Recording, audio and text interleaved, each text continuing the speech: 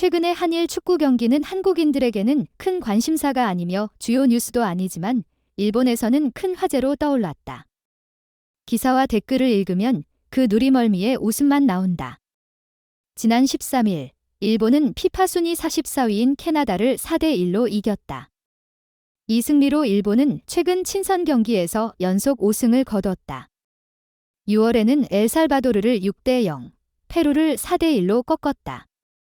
또한 독일을 4대1로, 터키를 4대2로 이겼다.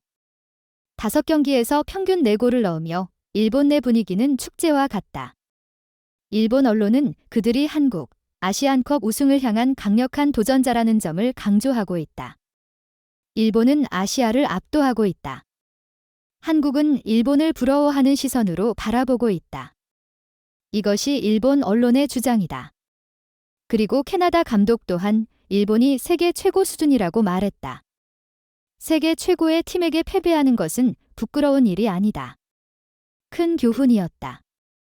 그들은 이 친선 경기를 주최한 일본에게 감사하다고 했다. 캐나다뿐만 아니라 세계 축구 팬들도 놀랐다. 유럽 축구계는 일본 선수들에게 주목하고 있다. 그런 배경 속에서 한일 축구 경기에 대한 논쟁은 뜨겁게 이어지며 많은 논란을 일으킨다. 한국에서는 무관심하지만 일본에서는 그것에 대해 큰 소란을 피우고 있다. 이 제안은 큰 화제가 되었다. 한 번의 기자회견에서 클린스만 감독은 일본이 강팀이긴 하지만 한국도 그렇다고 말했다. 한국과 일본 간 건강한 경쟁 관계를 유지한다면 양측 모두에게 이익이 될 것이라고 말했다. 한국은 아시안컵 결승에서 일본을 만나길 원한다. 그리고 아시안컵 이후에는 한국과 일본 간에 매년 한 2번 정도 경기를 하면 좋겠다는 의견을 제시했다. 사실 한국과 일본 간의 경기는 일본에게 항상 큰 부담이었다. 왜냐하면 일본을 만날 때마다 한국은 특별한 경기력을 보여주었기 때문이다. 지금까지 두 팀은 총 81번만 났고 그 결과 한국은 42승, 23무, 16패를 기록했다. 아시안 게임에서의 한일 대결에서는 7승 1패를 기록했으며 1982년 올림픽 조별리그에서 1대2로 패한 것을 제외하고는 1962년 이후로 항상 승리했다. 이전에 불안감이라는 용어가 일본에서 큰 화제가 되었었다. 최근에 일본 축구가 많이 발전했음에도 불구하고 한국을 만나면 여전히 부담을 느낀다. 그 공포와 불안감은 아직도 남아있다. 사실상 한일 축구 경기는 축구뿐만 아니라 사회, 경제 및 기술적인 문제에도 연결되어 있다. 현재 상황에서는 여전히 불안감이 느껴진다. 최근 일본 축구가 좋은 성적을 내고 있음에도 불구하고 그들은 그런 이유로 한국과의 경기를 거부하고 있다. 한일 경기 제안에 대한 기사는 많은 반응을 받았다. 대부분의 사람들은 이 경기를 강력하게 반대했다. 특히 일본 축구협회는 이 경기를 받아들이지 않겠다고 위협했다. 반대의 이유는 현재 한국과 일본 사이의 축구 레벨 차이 때문이다. 일본이 월드컵 우승을 목표로 하고 있음에도 불구하고 한국은 현재 베트남 같은 동남아 축구 레벨로 여겨진다는 것이다. 한국의 목표는 일본을 이기는 것이며 일본의 목표는 월드컵 우승이다. 두 나라는 다른 레벨에 있다. 일본은 굳이 한국과 대결할 필요가 없다. 역사와 민족주의의 맥락 속에서 한국은 일본을 이기기 위해 모든 것을 희생할 준비가 있으며 어떤 수단도 감수하려 한다. 스포츠 정신이 없는 국가와의 경기는 피해야 한다. 한일 경기에 반대하는 의견들은 유치한 입장을 취하고 있으며 많은 사람들이 그런 의견을 좋아한다. 제시된 이유들은 폭력적인 축구나 거리 축구 같은 무리한 주장들이다. 한국은 일본을 꼭 이기기 위해 강력한 공격과 발, 가슴으로 볼을 다루려고 한다. 이런 주장들은 매우 부끄럽고 낮은 수준이다. 하고 싶지 않다면 경기를 하지 말면 된다.